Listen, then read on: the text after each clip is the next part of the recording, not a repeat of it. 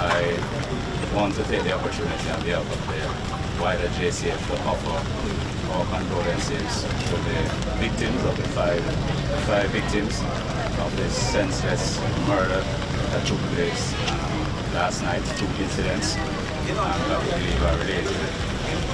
This is now another one of a number of unprecedented number of multiple victims, violence incident that we've seen across the country in recent times. Joined with both the Commissioner and the Minister in extending my deep and sincere condolences to the families and loved ones of those who were brutally killed in this multiple victim violent incident.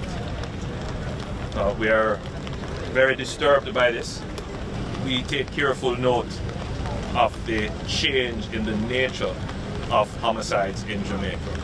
And though it is not yet the majority of homicides where the homicides are committed in what we are describing as multiple victim violent incidents, rather than the term mass murder, which we're seeing generally used, which connotes a different kind of activity. We are still very much concerned that it is a growing profile in the homicides that are being committed. These homicides, these murders are being committed essentially by gangs.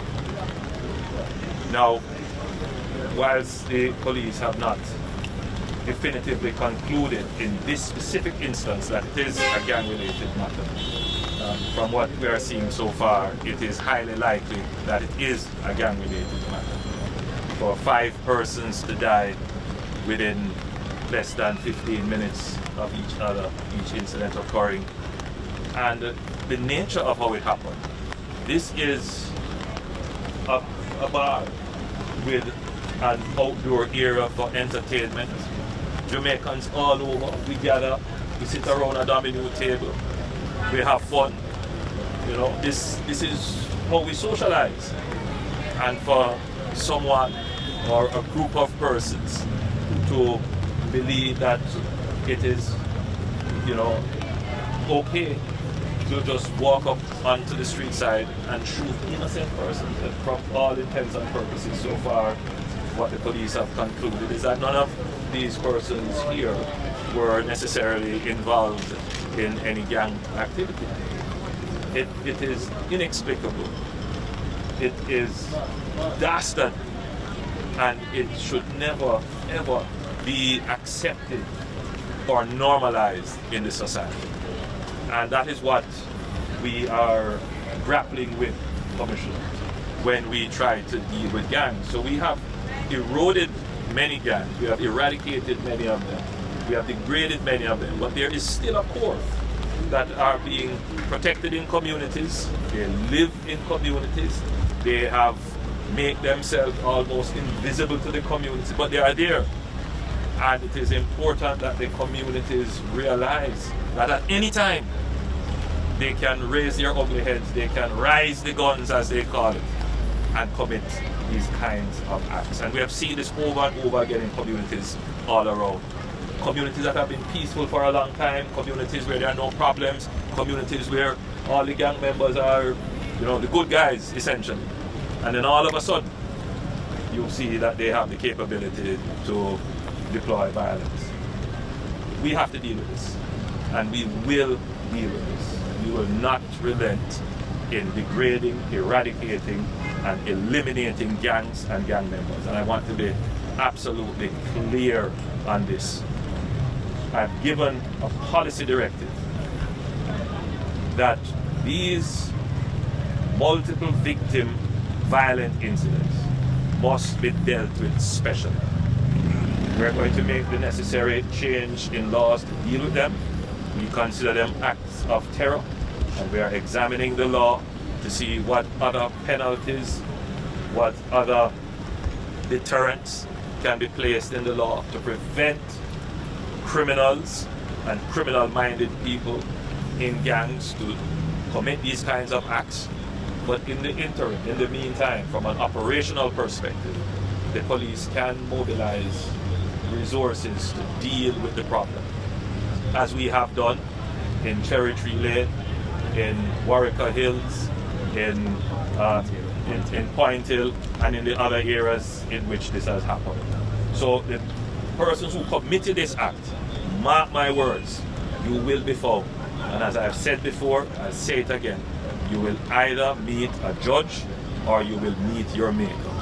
Anyone who commits these acts, the police will target you. We will focus on you. We will bring our investigative capabilities to bear, and we will find you, and you will get justice. I want to be very clear on that. Me just leave it.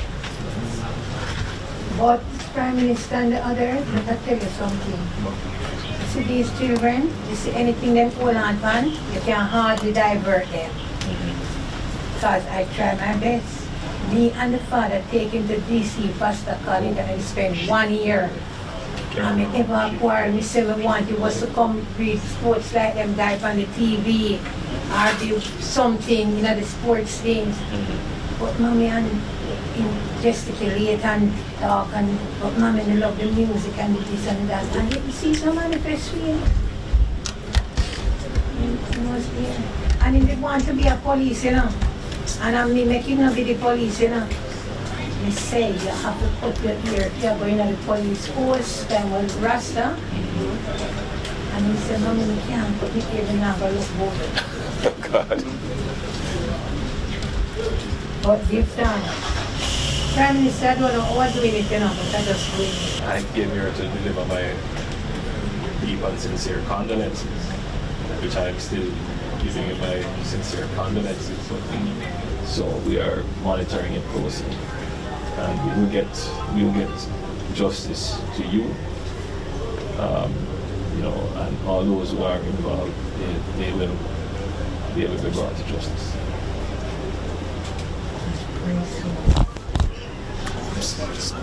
Hi. All right, Mama. I'm going to keep you. Yes. Take care. Yes, Mr. Chang. 30 million worth of funds and any information that can lead us to apprehend any of these characters is provide a reward. Well, just to be clear, Minister, when the Cherry Tree Lane incident occurred, we had put up a $25 million reward fund. We have increased that reward fund to $30 million. That fund has been repurposed to deal with any of these incidents that occur, any of these multiple victim violent incidents that occur. Any resident, any citizen, anyone who has any information that is valuable to us in leading to the arrest or giving us information that would lead to the degrading of the gangs, that information would be obviously treated with the care to protect your identity and your security, but you can also benefit from a reward from this fund. So if you have information, let us know. Please tell us. All right, so we're going across the road? We can go up my name. Let's go.